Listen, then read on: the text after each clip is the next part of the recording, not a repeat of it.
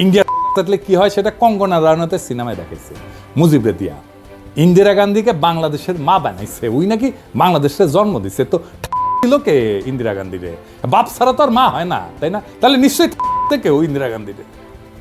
তো মুজিবের মৃত্যু দৃশ্য দেখাইতেছে মুজিব পলাইতেছে ডরে দরজা লেগে দিছে আর কপালে গুলি খেয়ে জয় বাংলা হয়ে গেছে মুজিব কেমনে মারা গেছে এটা কি তারা জানে না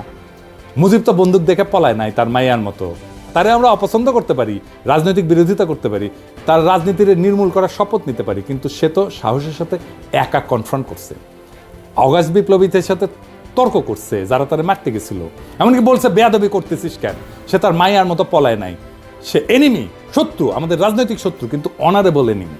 তার এই অকুতভয় ব্যক্তিত্বকে আমরা রেসপেক্ট করি কিন্তু তাকে ভীতু কাপুরুষ হিসেবে উপস্থাপন করলো ইন্ডিয়ান সিনেমায় এটাই হইতেছে ইন্ডিয়ান প্রতিদান হাসিনার ক্যারেক্টার তার বাপের উপরে প্রতিস্থাপন করলো আপনাদের জন্য এরকম লজ্জাজনক পরিণতি অপেক্ষা করতেছে বাংলাদেশের চরম গ্রামপন্থার উত্থান এইটা শর্ত আপনারাই তৈরি করে দিতেছে